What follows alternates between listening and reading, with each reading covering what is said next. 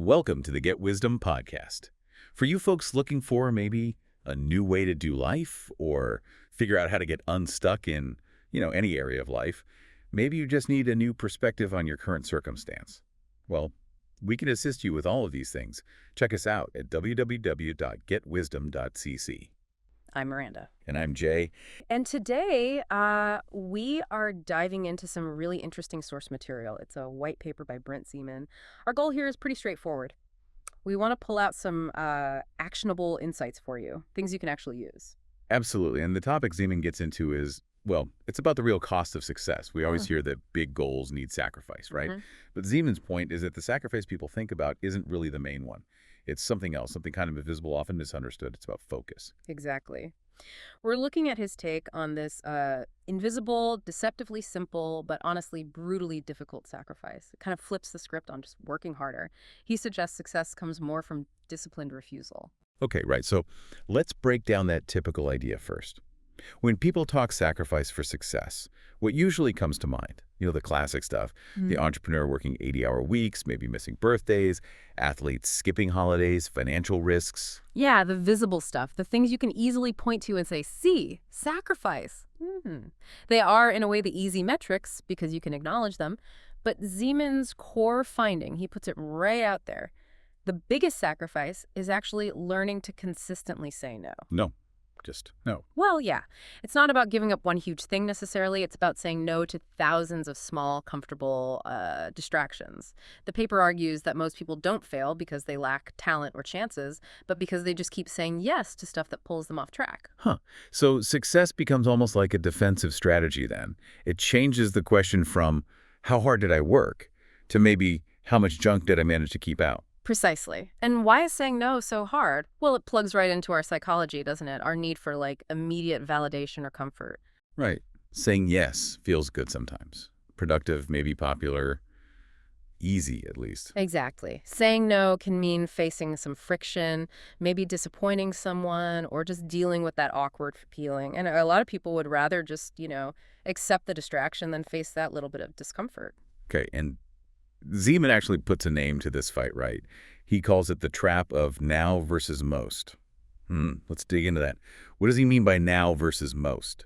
Because that seems central. It really is. So now is basically all the immediate stuff. The easy wins, the comfort zone, checking notifications, instant gratification, whatever feels easiest or most appealing right now. Like scrolling social media instead of starting that big project. Totally. That's a classic now. And most, that's the bigger picture. It's your long-term goal, the deep work that's maybe hard now, the life you're trying to build, the impact you want to have. It takes more effort up front. So most requires friction now for a payoff later, while now is smooth sailing now, but maybe leads nowhere important. You got it. And success, according to Ziemann, hinges on consistently picking most over now. The people who really achieve things aren't necessarily willpower superheroes.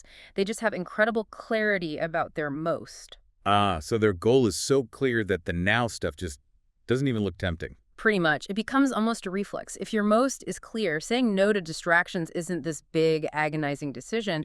It's just obvious. It doesn't align. So if you find yourself really struggling with saying no to small distractions, maybe it means your most isn't quite defined enough yet. That's a key implication, yeah. The hesitation itself is a signal. You're sacrificing the comfort of, keeping all options open instead of committing to the right options. That makes sense. The biggest barrier isn't always external like competition. It's often internal noise, that lack of clarity. And to help with that internal noise, Ziemann offers a tool, right? Something to help you audit this stuff. He does. He calls it the back test for your priorities. It's a way to kind of borrow perspective from your future self. Okay, I like the sound of that. How does the back test work? It's surprisingly simple, but quite powerful. You take your current age, subtract 10 years, then you honestly ask yourself, what did I think was so incredibly important back then? What was eating up my time and energy? Okay, 10 years back. And the result?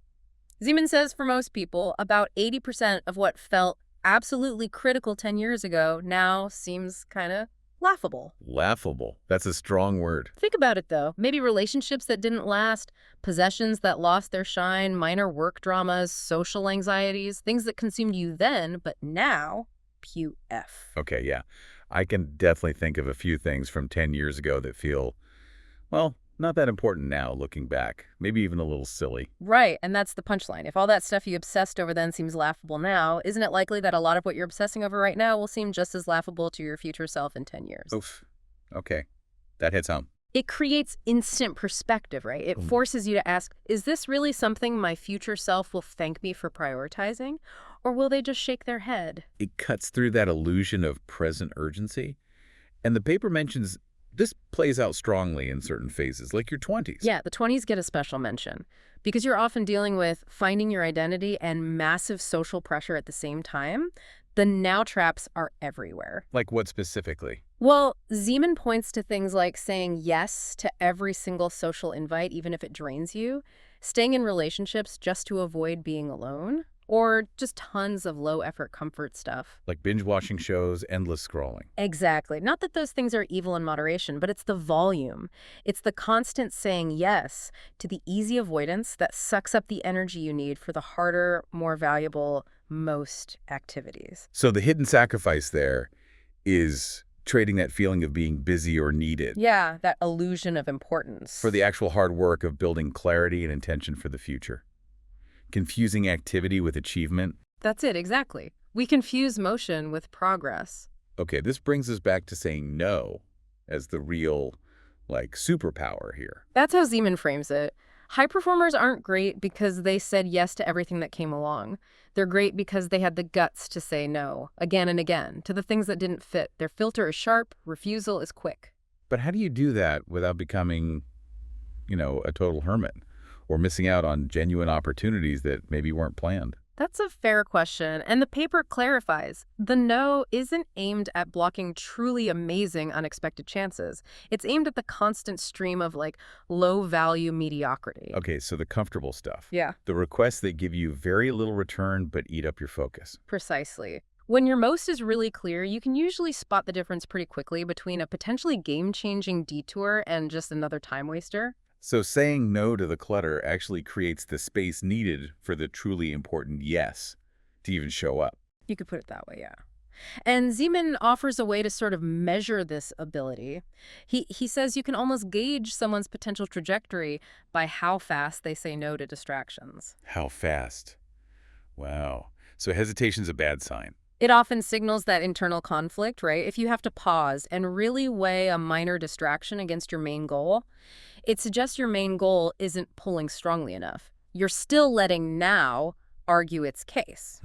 The hesitation is now trying to get his foot in the door. Exactly. For someone with real clarity, the door is already shut before the knock finishes. The decision is almost pre-made by their alignment. Okay, so wrapping this all up for the listener. Yeah. We started talking about sacrifice in the usual sense, giving things up, hardship. But Ziemann really reframes it. It's less about losing things and much more about actively refusing things that just don't align. It's about focus. It's about living with intention, with alignment. It's not deprivation, it's direction. And that focus, that alignment is the reward, isn't it? That's the final powerful thought from the source, really. When you get good at rejecting what doesn't serve your most, it stops feeling like sacrifice. It just feels like living purposefully. The price of success is that willingness to say no. But the reward, it's everything that truly matters to you. A great challenge for all of us. Maybe look at your week, your day. How many times did now win when most should have? Yeah. What one now could you refuse today or tomorrow to make more space for your most? This really fascinating white paper was by Brent Ziemann. And if you want to explore this more or you're looking for some help finding that clarity of intention yourself, you can reach out to Brent Ziemann directly. His number is 972-301-2878. Or you can email him at getwisdomprinciple@gmail.com. And please do take a moment to check out the services we offer and also our sponsors who make this show possible. That's all at www.getwisdom.cc as sponsors. Thank you so much for tuning in today. We really appreciate you listening and being part of this. We will see you tomorrow right here on the Get Wisdom podcast.